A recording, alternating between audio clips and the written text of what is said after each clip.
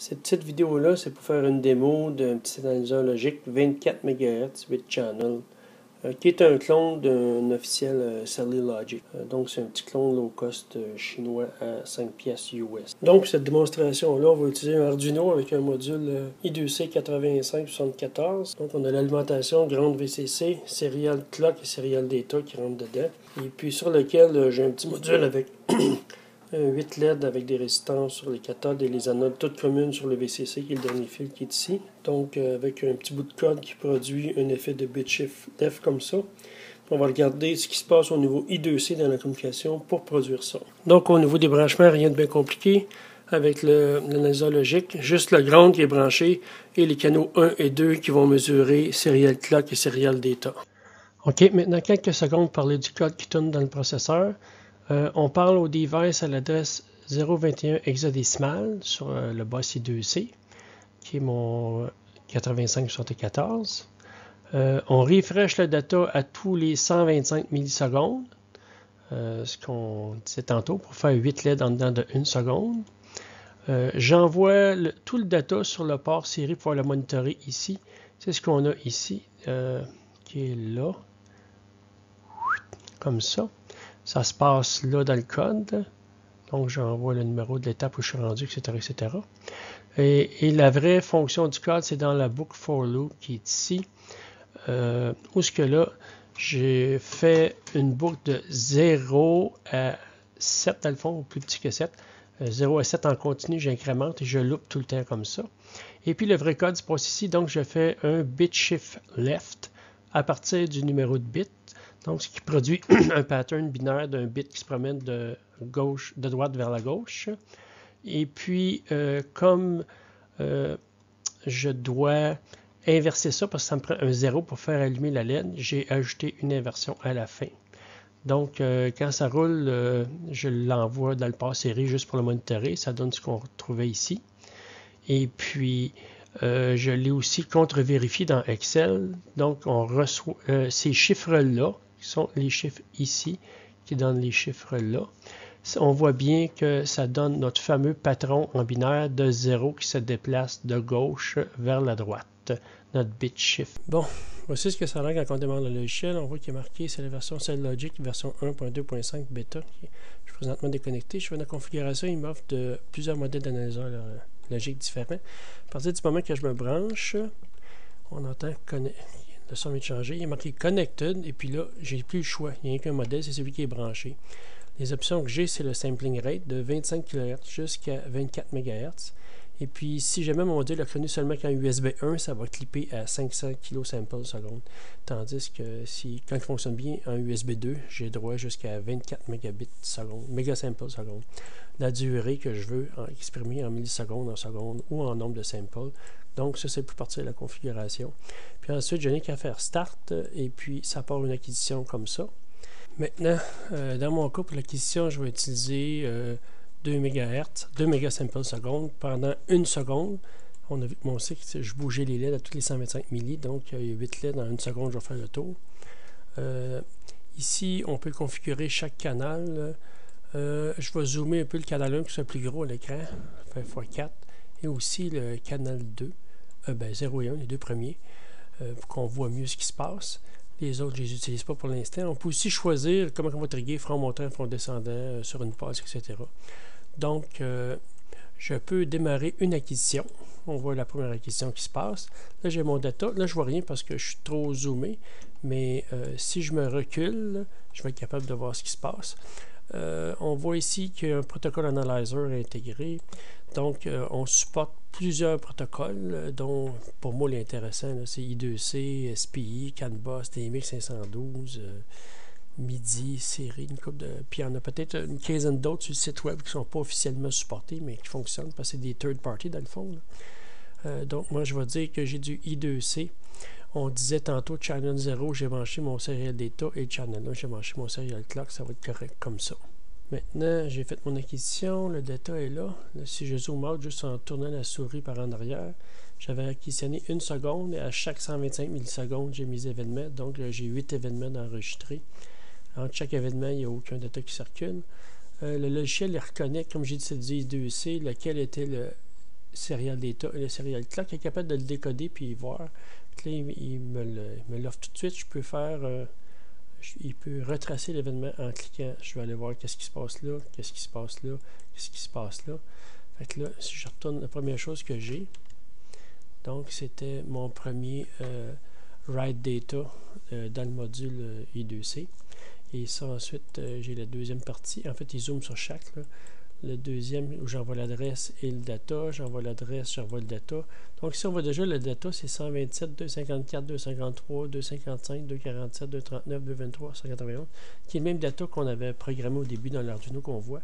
Entre chaque, il y a une commande write avec l'adresse, qui est l'adresse 66 en décimale. On verra qu'est-ce que ça veut dire, 66 en décimale. Là. Parce que c'est pas vraiment l'adresse, dans le fond, c'est le byte d'adresse qui inclut l'adresse et le bit read-write, puis il faut le manipuler pour l'interpréter. Donc, tout ça, c'est là. C'est vraiment fantastique. On peut tout promener à travers notre data. Quand on promène la souris, on voit déjà, si je fais zoom out tantôt la souris, que mon premier byte de gauche, c'est le set upright qui est écrit ici en haut, mais quand j'arrive dessus, j'ai les mesures instantanées. La deuxième, c'est le bit de data, 251 plus acknowledge. Donc, tout ça, c'est des options, évidemment. Là, on peut dire, donne-moi la largeur, la fréquence, la période de tous les cycles, mais toutes ces choses-là. Donc, quand je me promène ici, je vois que c'est mon boss I2C qui roule à 400 kHz. C'est des impulsions de 1,5 microsecondes de large, duty cycle de 60% pour un total de 2,5 microsecondes. Puis en fait, quand tu promènes avec ta souris partout, tu as toutes les mesures tout le temps sur le data qui est montré. C'est vraiment bien. Tantôt, on va passer plus en détail tout ce data-là, voir si ça fait du sens, ce qu'on lit là, si ça correspond vraiment à ce que le code envoie. On peut aussi, dans le menu options ici, on peut faire exporter le data en CSV, binaire, MATLAB. En fait, je vais faire un exemple tantôt pour exporter en CSV pour voir le data dans Excel. Ça va être assez intéressant. Donc, le logiciel facile d'utilisation, ça va bien, ça se configure bien. Donc, maintenant, on va regarder comment le logiciel nous présente le data dans l'I2C. Donc, l'I2C, ça débute avec un start sequence. Le début se fait en vert, donc le point en vert qu'on a ici. Et la fin est montrée en rouge. Donc, c'est intuitif, vert début, rouge fin, qui est montré là. Donc, pour le début, on a start sequence, le data qui tombe à 0 et le clock qui tombe à 0. Ce qu'on a ici, data qui tombe à 0 et ensuite le clock qui tombe à 0. Et pour le stop sequence qu'on a là, on a le clock qui remonte à 1 et le data qui remonte à 1. Donc, le clock qui remonte à 1 et le data qui remonte à 1. C'est notre stop sequence qu'on a là. Donc, maintenant, si on regarde le data I2C, en I2C, on envoie toujours un byte de 8 bits suivi d'un acknowledge et un autre byte de 8 bits suivi d'un acknowledge. Qui correspond ici, si on veut, un byte de 8 bits et l'acknowledge à la fin, ici, et un autre byte de 8 bits avec l'acknowledge à la fin. Donc, le logiciel nous présente chaque cycle de clock qui a servi à un byte. Il y a une petite flèche montante sur les cycles de clock. Donc, ça, c'est les clocks pour les 8 bits de data. Et le dernier clock qui n'a pas de petite flèche, c'est le clock pendant l'acknowledge. Ça, ici, c'est encore le 8 bits de data. Et le dernier clock qui n'a pas de flèche, c'est le bit d'acknowledge. Donc, maintenant, si on regarde la data qu'on a, donc vous avez vu le premier bit.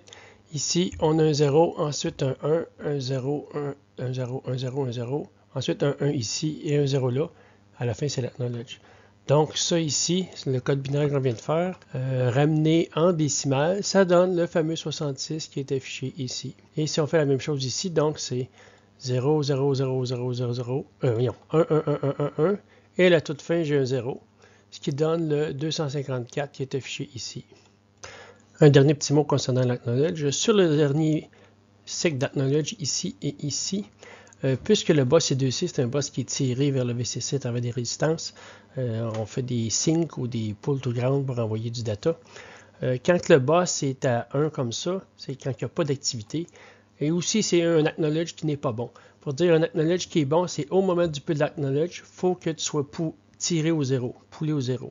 Donc, pendant que le cycle de clock dit que c'est l'acknowledge, il faut que l'acknowledge, le bit de data soit à 0 pour dire que l'acknowledge est bon, ou que le data est valide. Donc, c'est ici l'acknowledge valide, c'est ici l'acknowledge valide, parce que les deux fois, le data est à 0. Où est-ce qu'on voit ici le start, le stop, l'adresse 8 bits, un acknowledge, le data 8 bits et un dernier acknowledge. Donc, pour résumer encore une fois ce qu'on a le start sequence, le byte d'adresse, l'acknowledge, le byte de data, l'acknowledge et le stop sequence à la fin. Maintenant, concernant le mot d'adresse qui est égal à 66 ici, si vous vous rappelez, j'avais remarqué dans la vidéo du début, mon module, c'est un module comme ça. J'avais le jumper pour l'adresse A0 qui était à 1, l'adresse A1 à 0 et l'autre à 0. Donc, si on regarde le mot, qu'est-ce que ça donne ici? Le A1, il était à 1. Le A0 était à 1. Le A1 était à 0, l'autre était à 0. Donc, si on regarde ça, le stream d'adresse, ça c'est le datasheet du 8574. Donc, j'ai mon 0100 qui est 0, 1, lui ici, 0, 0. Et ensuite, A2, A1 qui sont 0, 0. Donc, A2, A1 qui sont 0, 0, ce qui correspond à mes deux jumpers-là. Et le tout dernier, A1 qui est égal à 1. Ici, le tout dernier, A1 qui est égal à 1 à ce moment-là. Et puis enfin, le read-write, là c'est une opération write, donc c'est un 0. Le tout dernier ici, ça, c'est un 0 parce que c'est le write. Donc on a vu que le logiciel était capable d'exporter en CSV le data qui avait été acquisitionné. Donc je l'ai réimporté dans Excel, c'est ce qu'on voit ici dans le carré jaune. On a enfin le packet ID, le temps, le address byte, le data byte, si c'est un read or write, si l'acknowledge est rentré ou pas. Donc, on sait qu'on updatait la valeur à toutes les 125 millisecondes dans le code pour avoir les 8 lettres qui fléchent dans une seconde. Donc, c'est les temps qu'on a ici qui varient à toutes les 125 millisecondes. L'address byte qui vaut 66, 66 en hexa. Je le ramène en binaire pour qu'on voit comme il faut que ça représente. On sait qu'il faut enlever le bit de droite parce que le bit 0, c'est le bit read-write. Donc, j'ai fait un shift right avec le data ici pour enlever le bit read-write. La partie restante, c'est vraiment l'adresse. Je reconvertis ça en hexa, ça donne 21. On se rappelle dans le code, au tout début, on a vu que l'adresse destination du device I2C, c'était 21. Ensuite, on a toute notre data qu'on a réimporté en I2C. On a vu que c'est le même data qui était émis au tout départ dans le code qui roulait. Et puis ce code-là, ces valeurs-là, je les ai repassées dans Excel, là, ce qui nous donne ça ici quand on les remet en binaire. Et on voit notre 0 qui se trouve être la LED qui allume, qui fait le shift, qui fait allumer la LED en séquence.